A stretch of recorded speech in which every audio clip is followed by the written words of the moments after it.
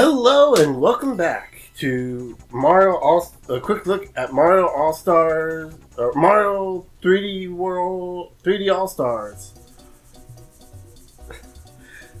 Let me try it again.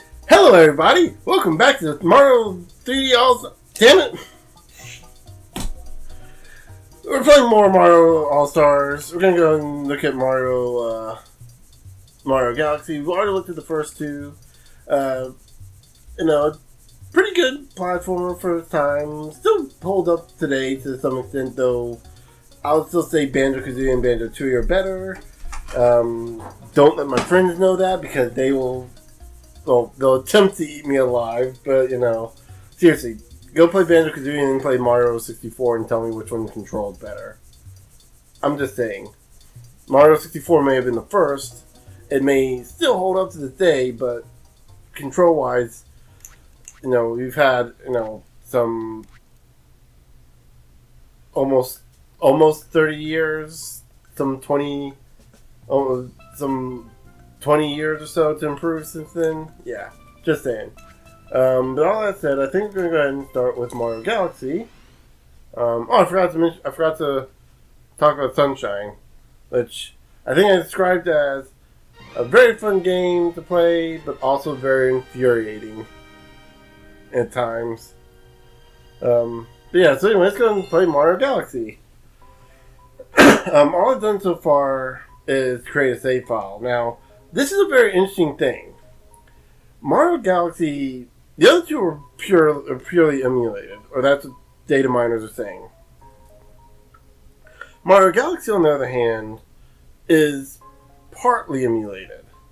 There's a lot of other code in there that makes it work for, a console like the Nintendo Switch, which, doesn't have doesn't have an IR sensor in it. Or rather, it doesn't have it doesn't have the Wii's IR sensor. So how do they solve that? Well, in handheld mode, you just use the touchscreen, but in a TV mode like this, you press R. It would probably help if I actually press the R button instead of the L button. And now we can control our mouse. Oops. You can control our cursor with the controller. This will not work if your controller does not have a gyroscope in it. Yeah, you're going to have to get a gyroscope. I hear with the Joy-Cons, it works wonderfully. I'm using the 8BitDo SN30 Pro, which does have a built-in gyroscope, which feels a little weird, but something you'll get used to. So let's go ahead and play the game, shall we? Also, just whenever you need to recenter the game, press the R button, or recenter the controller, just press the R button. It'll recenter the sensor for you. I'm going to try to skip through this as fast as I can. I'm not going to read all this. You can play the game yourself. You can look this up. And also, you can just kind of pause the video to read all this. It's not letting me speed up. So, yeah, I'm here to more kind of show off what the game looks like today and on modern hardware. And, of course, starts off with Princess Peach giving us a letter.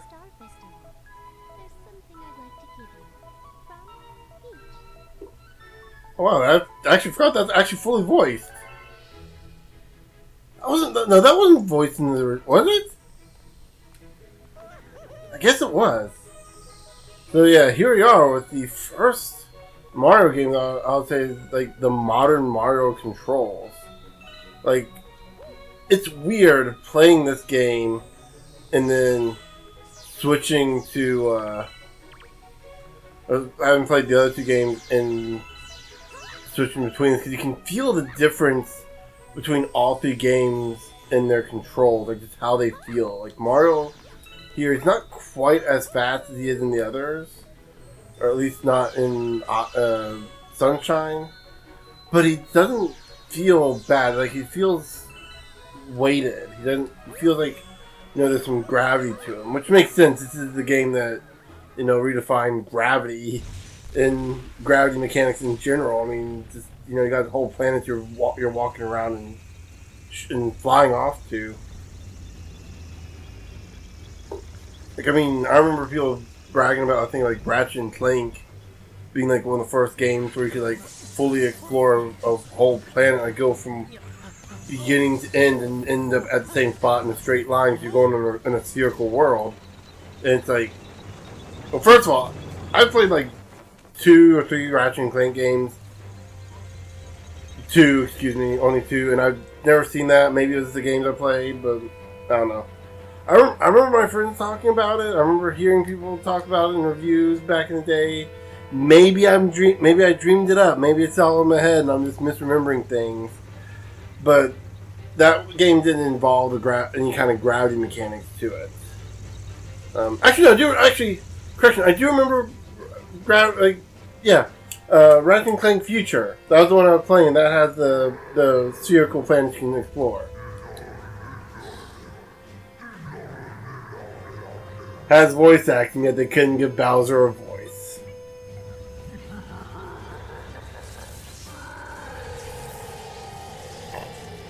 I mean, I didn't hate Bowser's voice in Sunshine. Because Bowser does have a voice in Mario Sunshine. So, I mean, it's not bad. But yeah, here we are. And the world's going... Oh. Huh. Let's see. People panicking on the streets. The sky is falling apart. Bowser's assaulting the place with a flying saucer. Yeah, this feels like 2020. This feels like 2020 right here. Oh, and there's people strapped in crystals. Yeah, you know, people stuck inside something. You know? Yeah, this is 2020. And the people that are going outside are stupid because they should probably go inside so they don't get killed.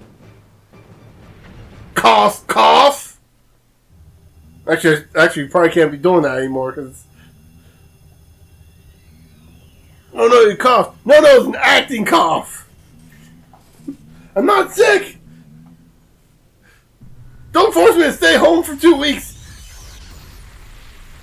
Don't force me to stay home for 2 weeks not interacting with people. Actually, what am I talking about? That sounds great. Not having to interact with anyone.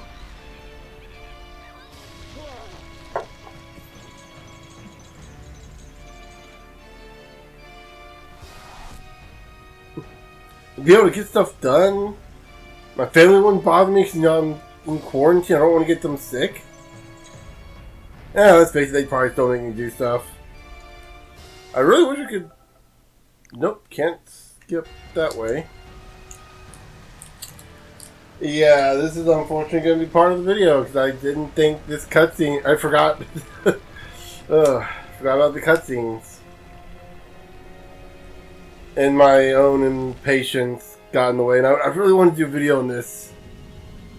I want to mention it's like one of the first. It's like the first game I've ever pre-ordered, by the way, because this game has a limited release. Actually, no, yeah, Mario Galaxy.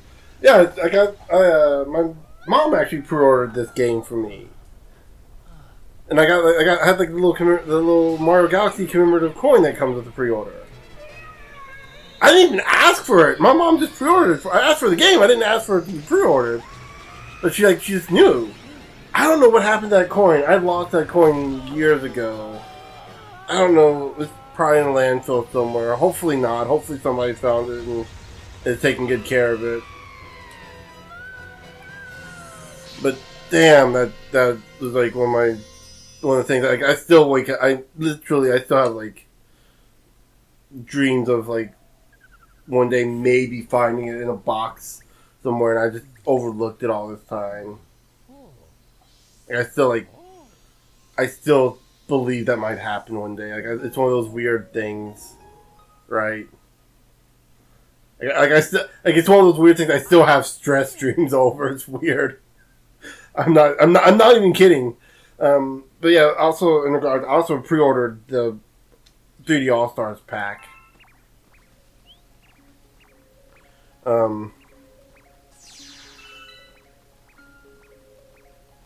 Okay, hold on. I'm just... Okay. So that's where the controller is. And I'm just gonna... I'm not gonna move the... I'm not going to consciously move the controller. Like, obviously my hands are gonna move a little bit and it's gonna be like little... I'm just gonna see how... Like, I'm gonna recenter this. Okay. Okay, so let's do this. I'm gonna try to move the controller as little as possible. And obviously there's gonna be like, can't avoid it all, because like it's gonna... oh wow. Oh wow, I forgot how weird that is. Oh wow, that is... Oh. That is just wild. My brain having to rewrap its head around the gravity mechanic. Like, that is just nuts. Just the idea behind, like, just how everything is. Caught me.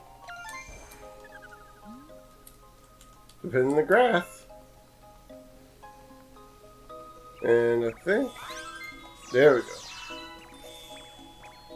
You can see how off the controller is. And like I said, I haven't moved it from its position. I've moved my hands to, like, you know, scratch my nose and stuff like that. But, you know, outside that, it hasn't moved. And you can see the control, the sensor goes all over the place. It is weird how that... it is weird how the sensor gets this... desynced really quickly. Like I've been hearing people talk about that. Like it gets desynced almost immediate. Like it's centered right now. I got my controller. Actually, no. I'm going to put the controller down real quick, and I'm going to let go. Oh, okay. My hands are off the controller. It's on my table. You can see it shaking. You can see it vibrating a little bit. Like the gyroscope on this is either really sensitive, or that's just like there's an effect, side effect of the programming, or probably both. Really, because like these gyroscopes are pretty sensitive. And here we have her, best princess. Oh my gosh, Rosalina. Oh, so beautiful. I don't care what Proton John says. She's my cosmic space princess, not his. Not his. If I ever get a chance to play Super Mario Party against them, I call dibs on Rosalina. Actually, I'll probably play with Yoshi. That's my go-to character in Mario Party anyway. Shake the right Joy-Con. You can also spin with Y. They changed that, so now you can spin with Y. You don't have to shake the controller like a madman anymore. Thank you. It's gonna feel really weird playing this game without the motion controls.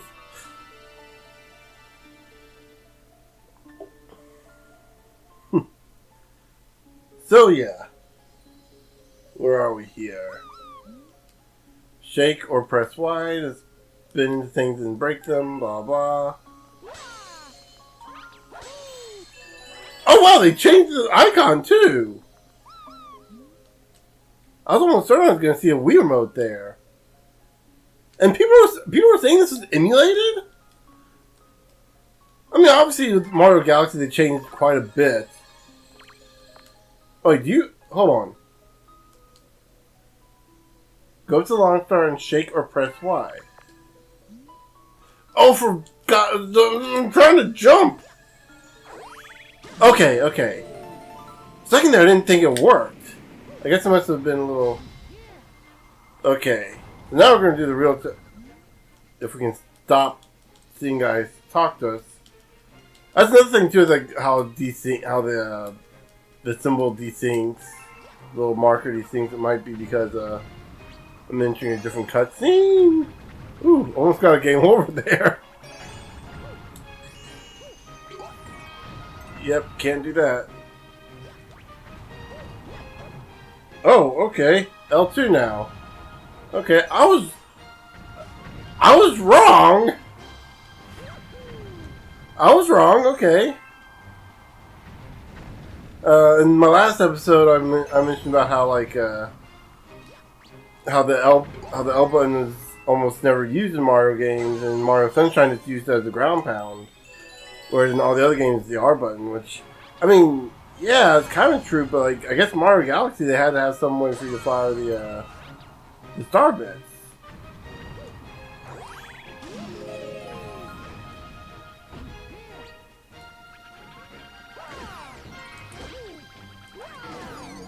We can just twist every guy, knock him over. One of those enemies should have the key. Shake and press Y to spin, make them dizzy. Okay, I get it. I don't need you to.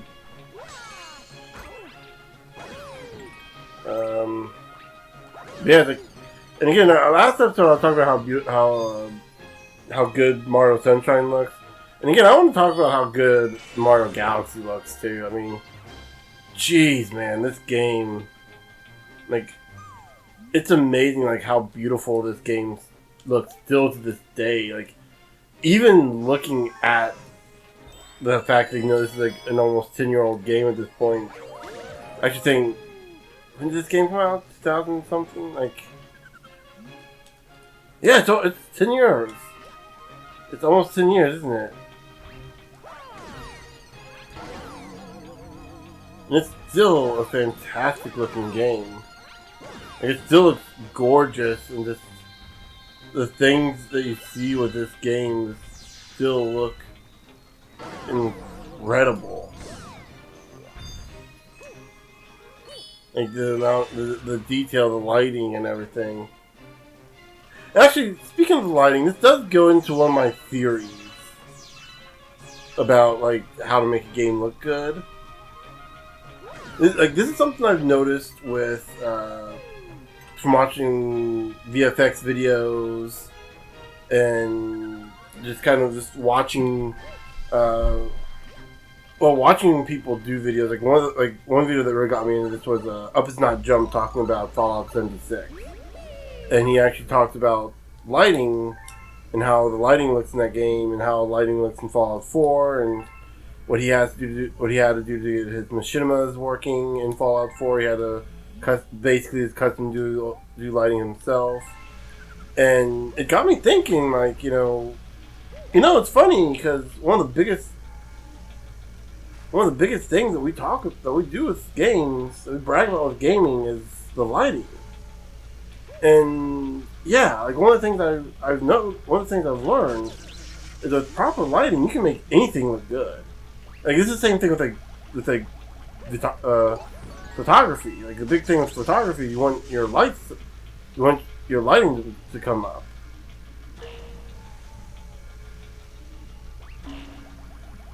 Let's see that. Yeah. Okay.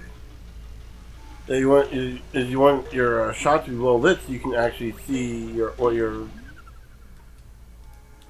I do not need you to. Really? Did you just?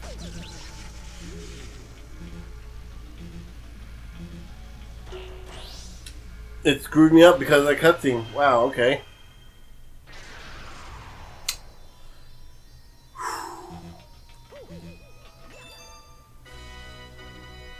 Anyway, so lighting is one of the most important things to do in a game, in video effects in general. Because like if your object's not properly lit, it looks out of place. Now, it's one thing if you have like a CG model in a real environment, like you have your CG model well lit, but the environment's dark, so you don't know what you're looking. It looks like it doesn't exist in that world. It looks imaginary. It looks fake. And that's the same with like this game. Like, look at how different the lighting is once things start turning on in the observatory. And that again, like a lot of that's design choice, and like it works well. And you look at Mario. Let's look at Mario. Look at Mario here. Look at how well he looks.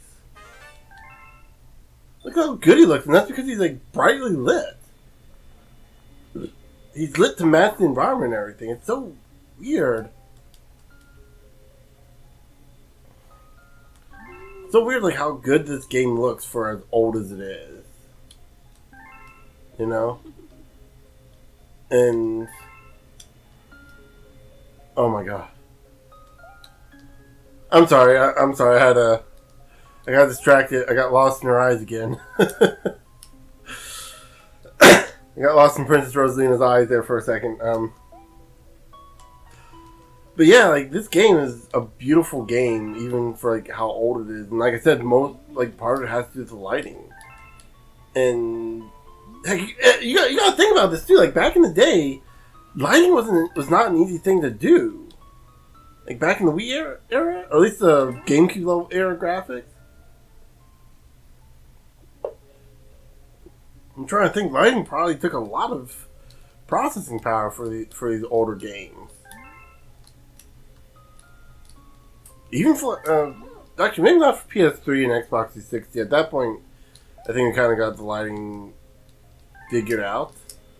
Though, granted, nowadays we have a bigger problem with lighting being like, was it not? It's not tessellation. That's for like fabrics and hair. Ray tracing. That's what it is. Ray tracing. That weird concept of like, oh yeah, the more ray tracing you do in your game, the better it's gonna look. You better ray trace the hell out of it. Even though, like, you know, nobody really knows what ray tracing does. Well, actually, what ray tracing does is like it's supposed to like trace the lights bouncing off. So, like, if you have like say like this Luma is emitting light, it'll like bounce off of Mario towards the camera, and that's you know, it'll bounce differently based on where Mario's positioned. So if I go position the camera between Mario and the Luma, then the light will bounce off and his backside will be a little brighter. Whereas if I put Mario in front between the camera, his backside will be a little darker because he's between the camera and the light source.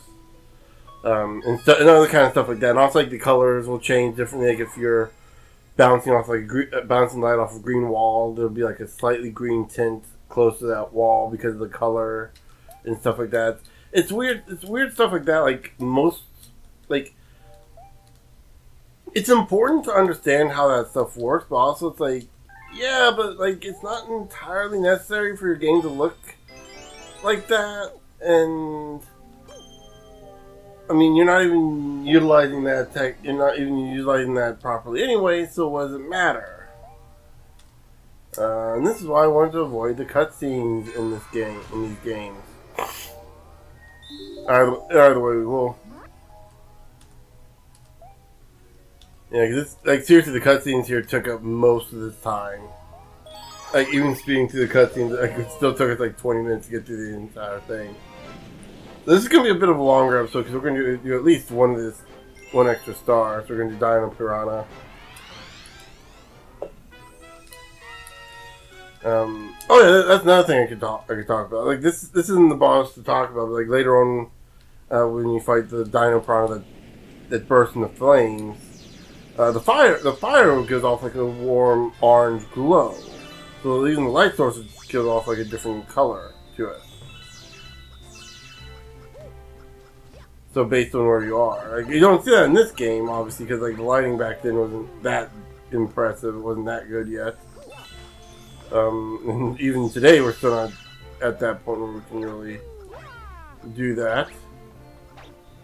We're still working on it.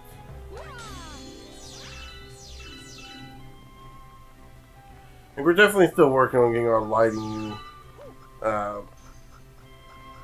better, but we're doing better now than we were, like, you know, a few years ago, you know.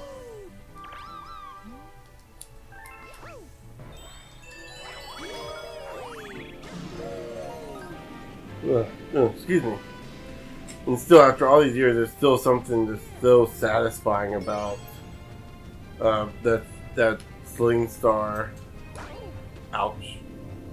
Try and hit the ruby in that rock.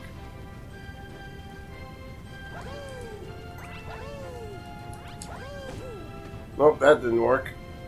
Okay, guess we're avoiding them now. Oh, or I can just really hit them like a boss.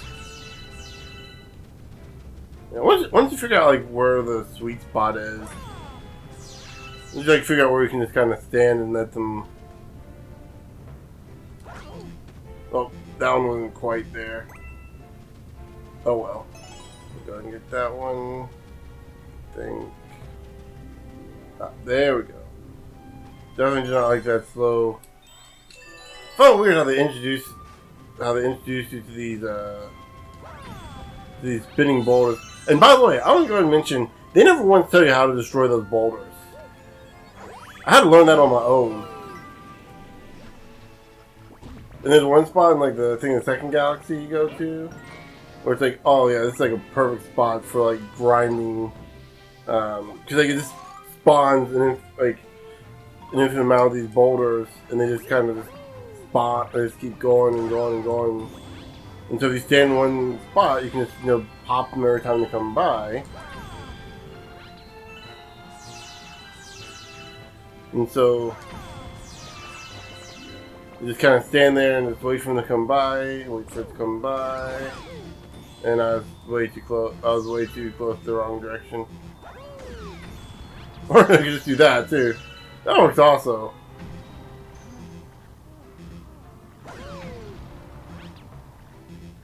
Yeah, just like that. No, this is one of those areas. But it does like eventually dry up, doesn't it? That last one didn't give us anything.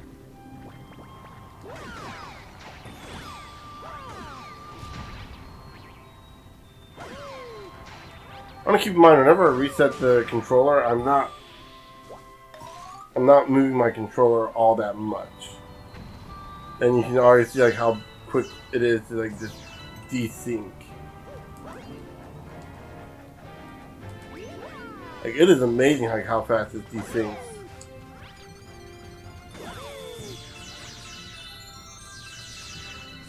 We've already got our first one up by getting 100 star bits. I always find it funny when people talk about like how much easier games have gotten over the years. It's like, one, they've gotten easier because we've been playing them all our lives, so we know all the tricks of the trade. And two, they've gotten better because they fixed a lot of the problems that made these games unnecessarily hard. Kingdom Hearts is a great example.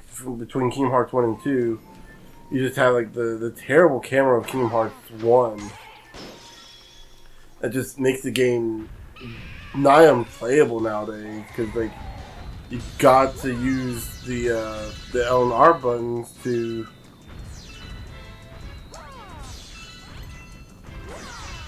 use the L and R buttons to move the camera. It's like, God, that's so archaic. And that was at a time when we had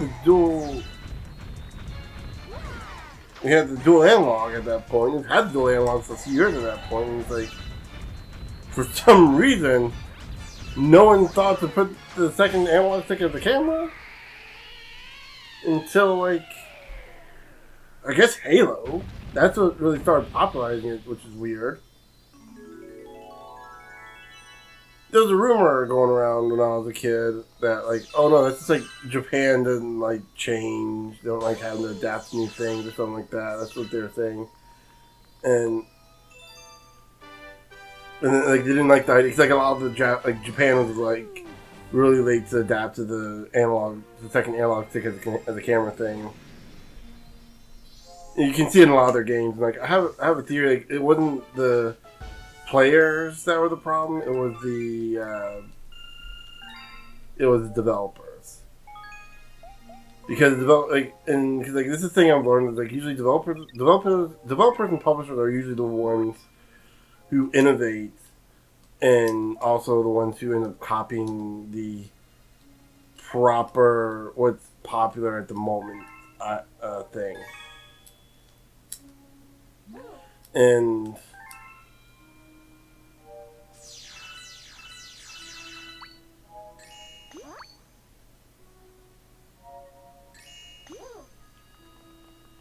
Okay, can I just ignore that or?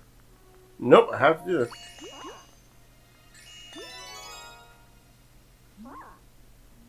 Okay. It's called those little morsels my fee for this lesson. Even though you were the one that provided them for us, so you still did this for free. So they came out of your collection clearly.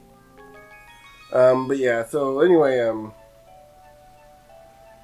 what was I talking about? Oh yeah, I was oh, it's such a hard thing to innovate control wise, and well, we often end up seeing people copying other people. Like let's face it, the first person control scheme on the controller didn't exist in its current form until Halo decided to do it. And even then, it was still a long time. It wasn't until Halo 2 came out and got really popular. And even then, you could still switch it to what they called legacy mode, which is using the one stick to do most everything, and the second stick did next to nothing. Which is how I played for the longest time. I was a slow change shooter guy until I was literally forced to play it, and I realized, oh no, this is actually a lot better.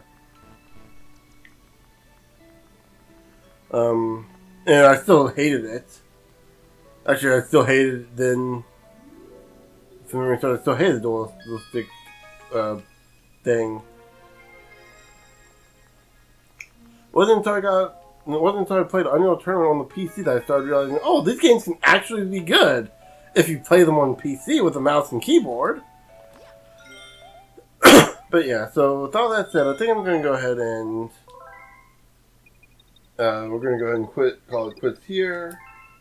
And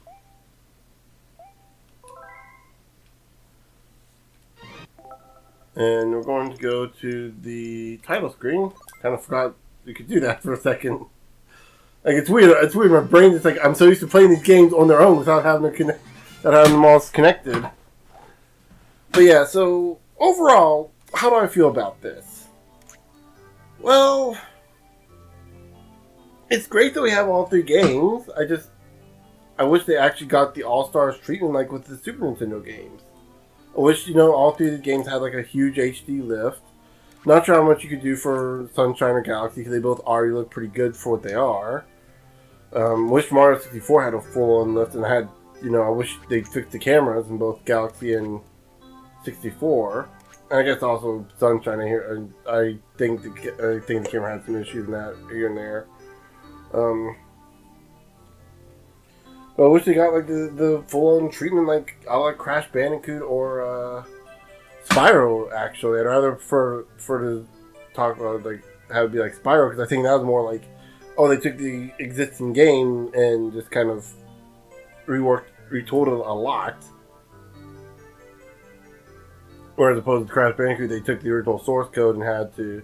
Well, they didn't. They didn't have the original source code because they had lost it, so they had to rebuild the entire thing from scratch.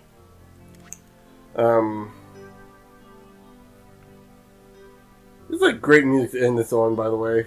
Some of the best music. Dire Dire Docks. But yeah, it's I do wish these games had gotten a more better, at least the facelift Mario All-Stars did. And it kind of ticks me off that they didn't do that, but at the same time, I understand why, 2020 has been a crap year. This game only had 6 months development, but, you could have had, a year or two in development because the 35th anniversary is coming up, you know when it's going to come up, you know what's going to happen, you had time to plan, but, whatever. I don't know, I think it's a 2 year cycle. Probably you don't even need that much for this game. You need that long if you want to do HD lists on these games. Wish we had a little bit more than just the soundtracks. I wish we had concept art and stuff like that. That would have been great to see that. A little Mario through the histories thing, a little things here's Mario's little video thing showing here's Mario through the history, showing the entire history starting with the first game, show a little bit of the first Mario Bros. And Super Mario Bros, Mario 2, 3, 4, so on and so forth, and maybe have a narrator talking about a little bit of the development process here and there between each game. This game was the first game It came out for the arcade, and it was a very fun game. Mario 64 changed everything and all this stuff. You know, maybe something like, I don't know, maybe a 15-minute mini documentary or something. I just talk about some of the more prominent Mario games. I don't know. But, you know, that aside, it's still cool you've got 3 games. Like, they're fairly lengthy games, too. I mean, Mario 64, aside from, like, you know, speedrunners beating the game in 10 minutes, it's not going to happen with this game, by the way. Can't backwards long jump in this game. No, building up speed for 12 hours so you can travel between to 4 QPUs ahead of the competition or whatever. God, that video. If you don't know what I'm talking about, I don't blame you for not understanding what a single word I just said there. Because, oh boy, those sure are words. Those sure are things. There's a video about a guy who managed to complete a world in Mario 64 in half an A press. And he explains the process and what he means by half an A press and everything. I can't remember the guy's name off the top of my head. But Terminal Montage has made like 2 videos referencing it. And both those videos, he has a link to that guy's video.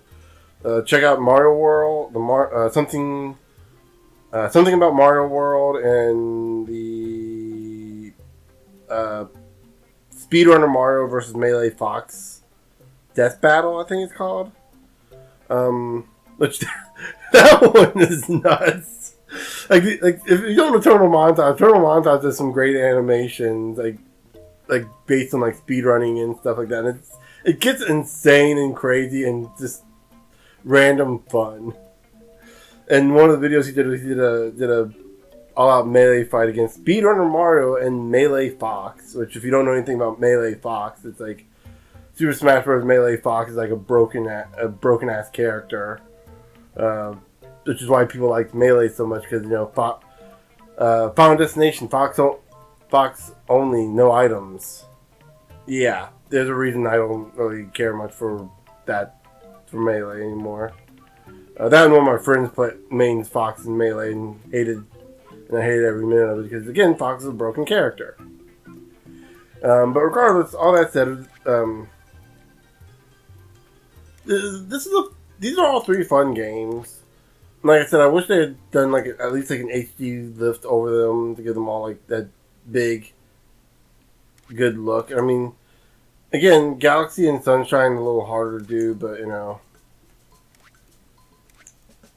2007, jeez, 2002 for Mario Sunshine, really? That's like 18 years ago. Jeez. This is more than 20 years ago. Wow. Or more than 10 years ago at this point. Yeah.